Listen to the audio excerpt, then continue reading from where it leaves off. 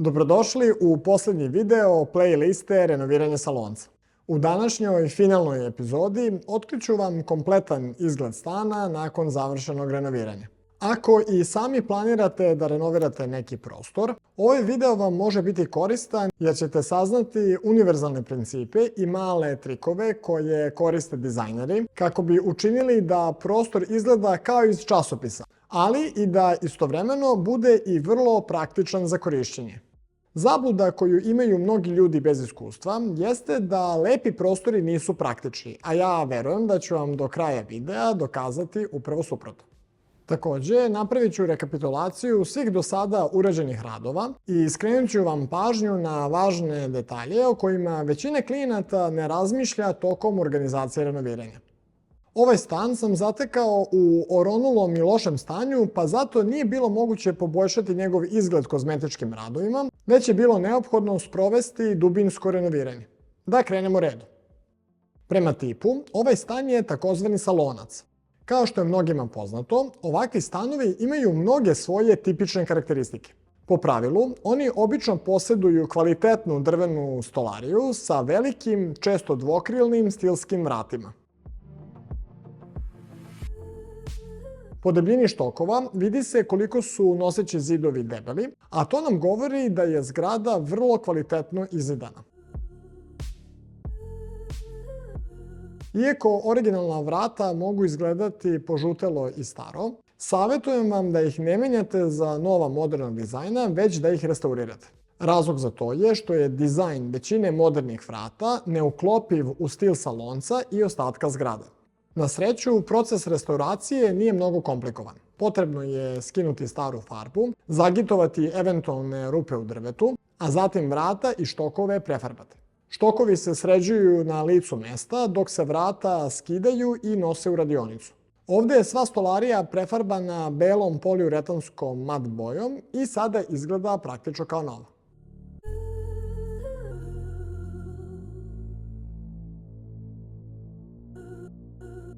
Ovaj jednosoban stan nastao je pre više decenija pregrađivanjem jednog ogromnog salonca koji se prostirao celim spratom. Tom prilikom, na račun ulaznog hodnika, napravljeno je ovo kupatilo. Prvobitna pozicija vrata od kupatila nije odgovarala novom nacrtu, pa je zato bilo neophodno pomeriti ih ulevo i malo suziti. Zbog razlike u dimenzijama nije bilo moguće iskoristiti izvorna vrata, pa su po porudžbini napravljena nova, ali tako da verno imitiraju njihov izgled. Ova nova, ručno pravljena vrata savršeno su se uklopila sa već postojećim, tako da se na prvi pogled i ne primećuje da postoji razlika. Stare mesingane kvake vremenom su propale, pa su zamenjene novim koje liče na njih. Nakon rušenja pločica, svi zidovi unutar kupatila i kuhinje su obijeni do cigle, pa su zatim ponovo izmonterisani.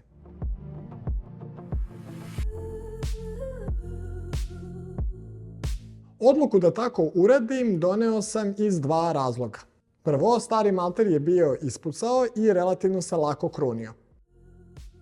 Drugo, zidovi su bili krivi, to jest nisu bili ni u libelu ni u letvu, a o pravogloj geometriji prostora nije bilo ni govora. Kao što sam ranije govorio, krivi zidovi onemogućavaju da kasnije radovi budu urađeni precizno i kvalitetno. Ovo je posebno izraženo prilikom postavljanja keramike.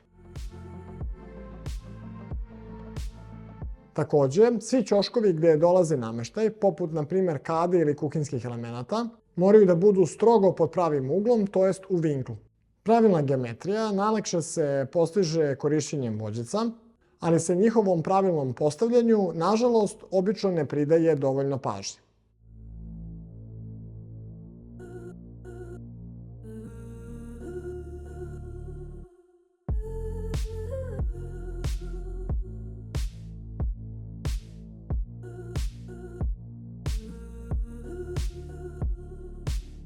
Koga zanima kako se određuju ravni i postavljaju vođice pre monterisanja, može da pogleda moj video čiji će link izaći na vrhu ekrana. Električne instalacije koje sam zatekao bile su urađene vrlo aljkavo. Mnogi kablovi nisu bili uopšte ukopani u zid, već su jednostavno bili isprovođeni kroz bele plastične kanalice. S druge strane, s kablovima koji jesu bili ukopani u zid, situacija je bila još gora. Glavni kablovi nisu bili celoviti, već su nastavljani pomoću izolir trake, što povećava rizik od nastajanja požara, a mnogi kablovi vučeni su dijagonalno umesto ravno, što povećava verovatnoću da će kasnije biti pogođeni i prekinuti prilikom bušenja zidova. Zbog ovoga, svi postojeći kablovi su uklonjeni i uređene su nove električne instalacije.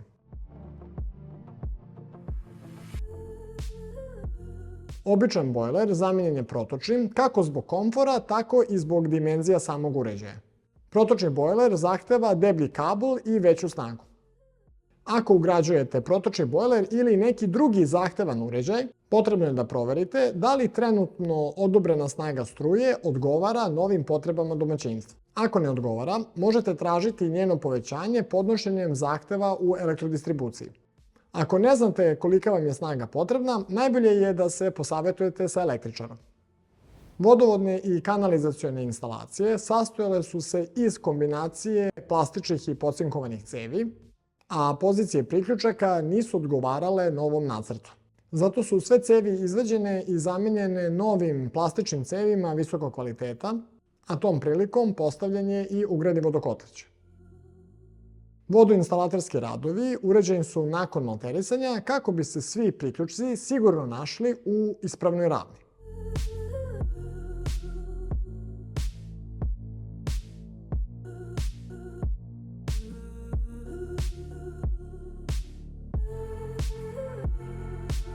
Pre započinjanja radova ne zaboravite da majstoru omogućite pristup glavnom ventilu za vodu. Ovo se posebno odnosi na stanove u velikim zgradama gde se ventil nalazi u zaključanom podrumu i to onom delu kojem većina stanara ni nema pristup. Glavni ventil obično je potrebno zatvoriti na svega pola sata i to u poslednjem koraku kada se izvedena vodovodna instalacija priključuje na dovodnu cev. Osim skidanja maltera, u potpunosti je uklonjena i cementna košuljica, a zatim je izlivena nova. Ovo je urađeno jer je nivo kupatila bio nekoliko centimetara iznad nivoa hodnika. Pod unutar hodnika, kupatila i kuhinje doveden je u istu ravan kako bi se pločice mogle postaviti u kontinuitetu bez pragova ili lajstri. Na ovaj način postiže se uredan izgled i stiče se utisak celine između različitih delova stana. Prilikom izbora pločica treba voditi računa o nekoliko stvari.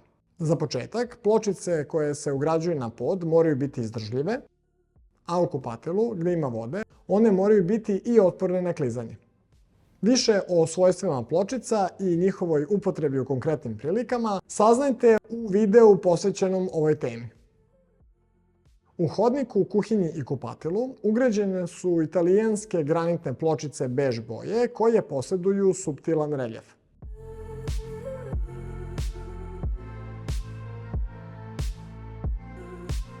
Za pločice koje zauzimaju veliku površinu, savjetujem vam da izaberete pločice neutralnog oblika i boje. Tokom izvođenja radova, kada je prostorija siva i prazna, mnogim ljudima se učini da će prostor biti manje dosadan ako se izaberu pločice upadljivog izgleda. Međutim, kada se u prostoriju bude ubacio nameštaj, tepisi, zavesi i ukrasi, upadljive pločice počeće da štrče i stvaraju vizualni haos. S druge strane, na manjim površinama u redu je upotrebiti keramiku intenzivnijeg dizajna. Na primer, u ovom stanu je na podu tuš kabine i akcentnom zidu postavljen šareni mozaik, čime je postignut nešto dinamičniji izgled. Ipak, ukupan estetski balans nije narušen, jer su boje prisutne na mozaiku vrlo srodne osnovnoj bež boji. U svakom slučaju, manje je greška izabrati samo jednu vrstu pločica neutralnih tonova za ceo stan, nego napraviti kombinaciju koja se ne uklapa ili štrči, jer se enterijer uvek može naknadno obogatiti drugim lako promenljivim elementima. Osim o izboru pločica, važno je voditi računa i o rasporedu fugli.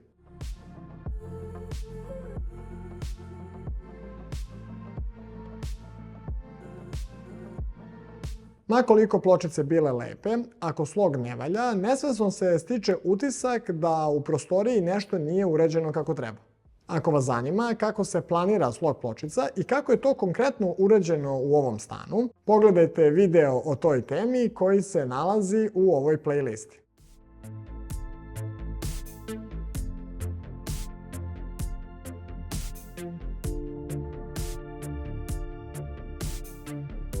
Iako je ovo kupatilo malih dimenzija, ono je funkcionalno i udobno za korišćenje.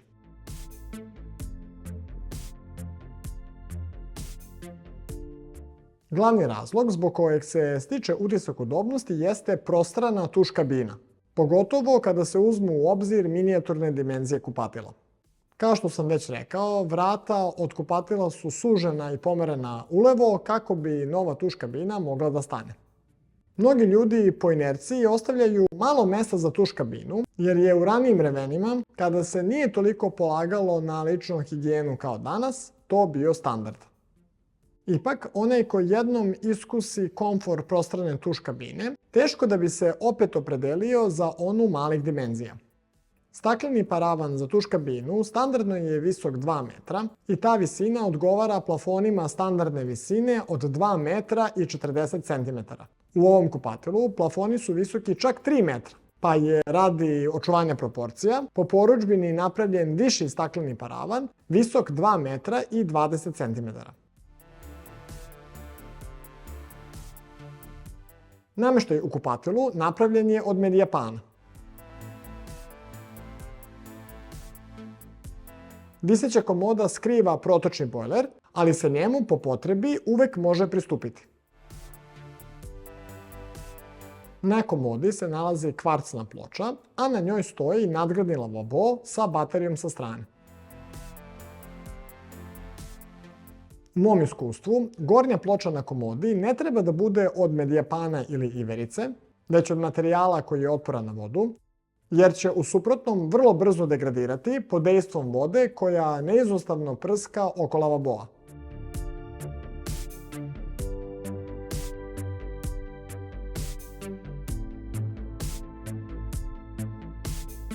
Ogledalo je postavljeno simetrično u odnosu na lavabo i na svojoj zadnjoj strani poseduje LED traku.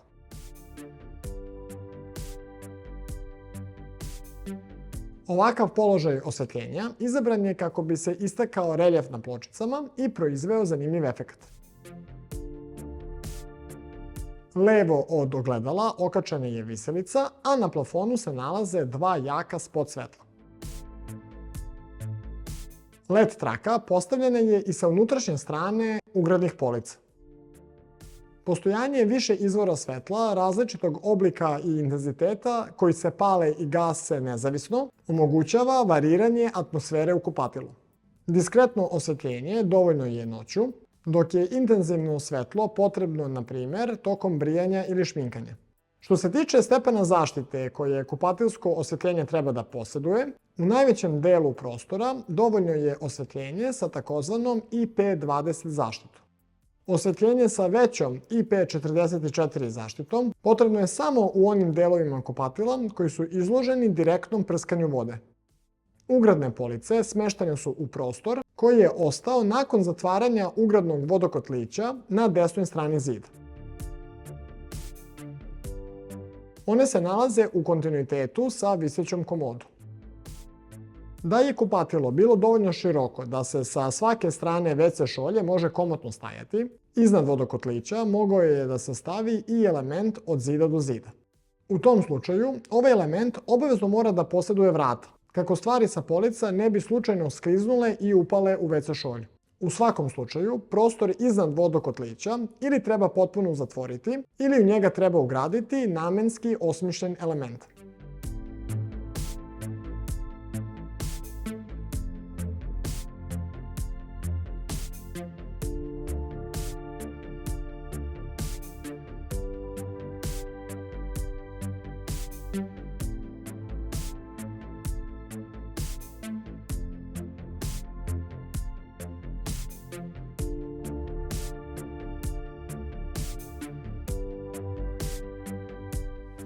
Odmah iznad ulaznih vrata stavljena je kutija za modem i ruter.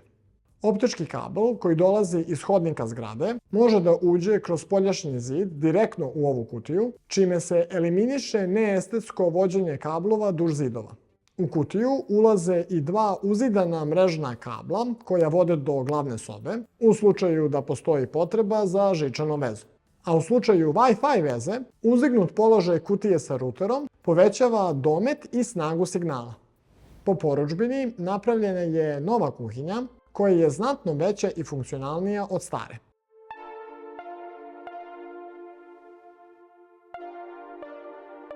Ona posjeduje indukcionu ploču, aspirator, frižider, mašinu za suđe, ali i prostor za veš mašinu koja je izmeštena iz kupatila.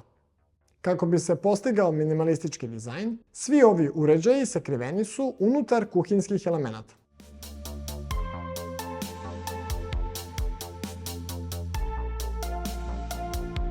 Ovakav dizajn kuhinje doprinosi osjećaju čistoće i urednosti i kada se pažljivo osmisli, može dobro da se uklopi čak i sa klasičnim elementima poput stilskih vrata ili gipsanih radova. Kvarcna radna ploča, ista kao i ona u kupatilu, veoma je izdržljiva i otporna na svakodnevno korišćenje.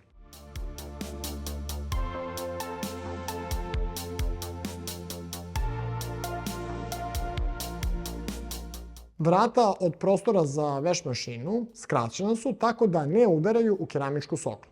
Ako vaša kuhinja posjeduje niska vrata koja se otvaraju ka zidu, vodite računa o tome da se mogu nesmetano otvoriti. U suprotnom, morat ćete da uklonite soklu, a to uvek ostavlja utisak greške. Na plafonu se nalaze jaka spot svetla, ista kao i ona u kupatilu.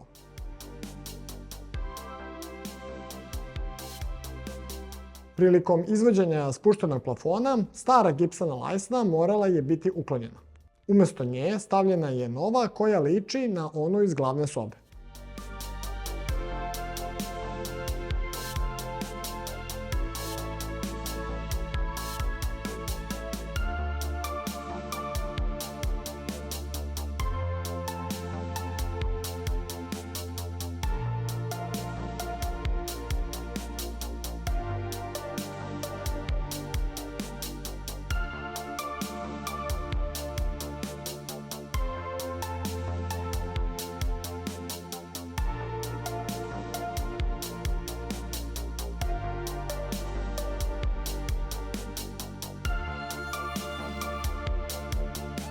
Glavna soba nije pretrpela krupne izmene. Originalni hrastov parket je zadržan, samo je ishoblovan i prelakiran. Jedino je stara parket lajsna skinuta, a umesto nje je stavljena bela reljefna lajsna od Medijapana, jer se ona bolje stapa sa belim zidovima i gipsanim radovima na plafonu.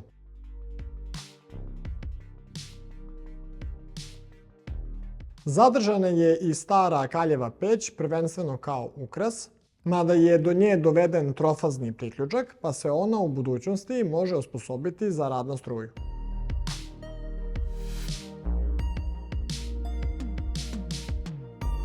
Za osvetljenje izabrani su antikvarni stilski lusteri. Iako deluju luksuzno, njihova cena je prava sitnica u odnosu na većinu novih lustera iz radi.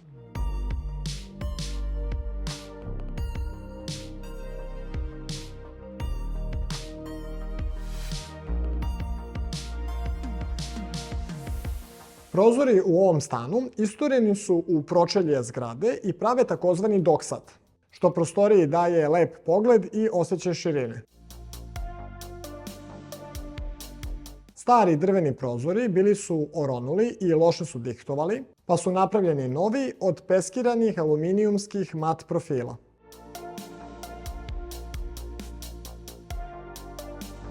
Iako ne moraju da budu identični starim, važno je da novi prozori budu što sličniji njima i da se eventualne modifikacije uklapaju u izgled zgrade, pogotovo kada se ona gleda spolja. Konkretno, ovdje su dodate unutrašnje ukrasne lajsne, koje dele površinu prozora na približno jednake pravougalnike, što je dizajn tipičan za stilske prozore. Po uzoru na stare mesingane ručke, umesto standardnog belog okova i belih ručki, Stavljene su zlatne i to u istoj nijansi kao i one na vratima. Umjesto roletni stavljene su dugačke draperije sa takozvanim blackout tkanjem koje omogućava potpuno zamračivanje prostorije.